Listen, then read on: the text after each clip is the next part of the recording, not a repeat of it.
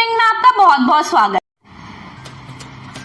आज हम बारीकी से समझने की कोशिश करेंगे ओबीसी आरक्षण क्या है, क्यों सभी पार्टियां हैं इस मुद्दे पे एक। 17 ओबीसी जातियों को एससी सूची में शामिल करने का योगी सरकार का आदेश है असंवैधानिक। उनके मंत्रियों ने किया इसका विरोध। यूपी में 39 स्वर्ण जातियों को पिछड़ा बनाकर खुश करने की तैयारी। कई जातियां हैं पहले से संपन्न और ताकतवर। ओबीसी अंतर्गत कुल 3742 जातियां आती हैं, जिसमें 671 ऐसी जातियां हैं जिनको आरक्षण का लाभ नहीं मिल रहा था। ऐसा कम ही देखा गया है कि किसी विधेयक को पारित करने के लिए सरकार और विपक्षी पार्टियों के बीच कोई वाद विवाद ना हो, विधेयक सर्वसम्मति से पारित हो जाए। अब समझते हैं ओबीसी और मंडल आयोग की कहानी और आरक्षण की सच्चाई। आरक्षण पर सबसे बड़ा बवाल चलाना छोड़ दिया, बंदूक चलाना सीखेंगे। 29 साल पहले तब मचा था जब केंद्र की वीपी सिंह सरकार ने अन्य पिछड़े वर्ग के लिए 27% आरक्षण का ऐलान किया था। वो तारीख थी 7 अगस्त 1990। संसद में मंडल की सिफारिशें लागू करने की घोषणा की गई थी। मंडल आयोग की सिफारिशों को मानकर ओबीसी के उम्मीदवारों को सरकारी नौकरी में 27% रिजर्वेशन देने का फैसला लिया गया। इसमें ओबीसी तबके को सामाजिक और आर्थिक रूप से बहुत मजबूती मिली। के लिए बारीकी से समझने के लिए पिछले इतिहास की तरफ चलते हैं। 11 नवंबर 1978 में बिहार के तत्कालीन मुख्यमंत्री कर्पूरी ठाकुर ने ओबीसी आरक्षण का ऐलान किया। आरक्षण के अंतर्गत महिलाओं के लिए 3%, गरीब स्वर्णों के लिए 3%, ओबीसी जातियों के लिए 20% का ऐलान किया गया। इसके अलावा केंद्र सेवाओं में भी आरक्षण की मांग उठने लगी।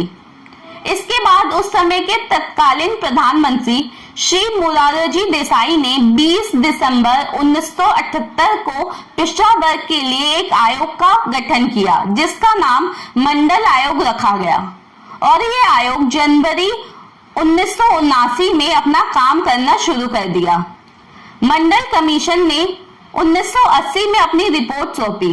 तब तक जनता पार्टी की सरकार गिर गई थी और दोबारा केंद्र में इंदिरा गांधी सरकार ने सत्ता संभाल ली।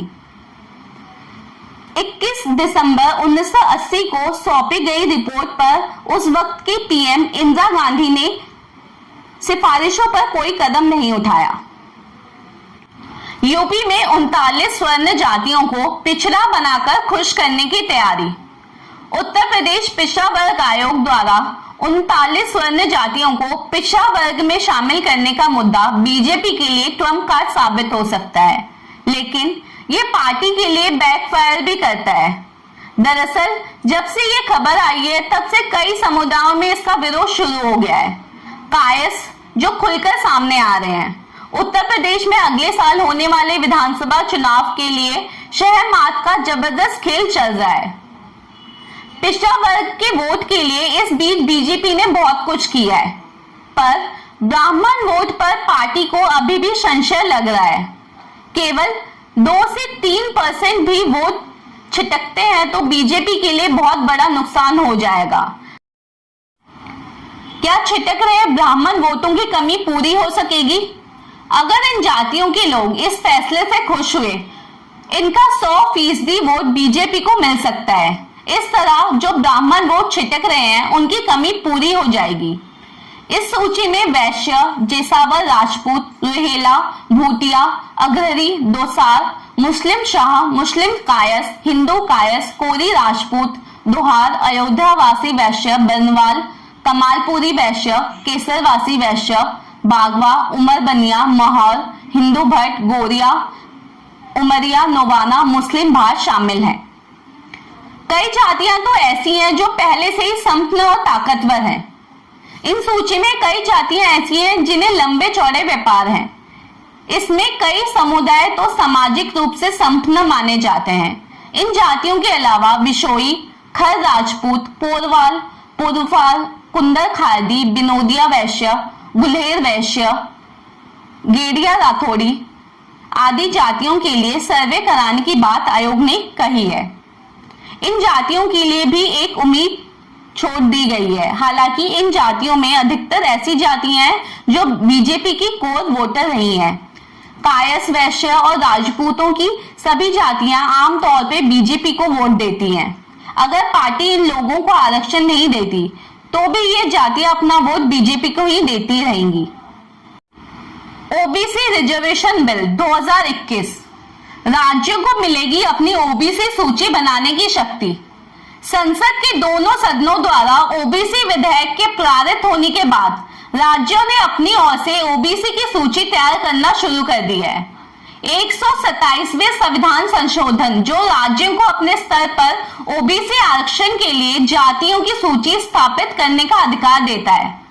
वर्तमान में राज्य में 79 जातियां ओबीसी आरक्षण के अंतर्गत आती हैं। 24 जातियों के लिए सर्वेक्षण का कार्य पूरा हो चुका है और कुछ सिफारिशें सरकार को भेजी गई है। पैनल के अनुसार राज्य सरकार को सभी सुझाव भेजे जाने से पहले 15 अतिरिक्त जातियों का सर्वेक्षण किया जाएगा। उत्तर प्रदेश राज्य में अगले साल चुनाव होने हैं। ऐसे में 39 जातियों को ओबीसी में शामिल करने से बीजेपी को फायदा हो सकता है। अगर आप हमारे चैनल पर नए हैं, लाइक, शेयर और सब्सक्राइब जरूर कीजिए। अब मिलते हैं एक नई जानकारी, एक नए रिसर्च के साथ। धन्यवाद।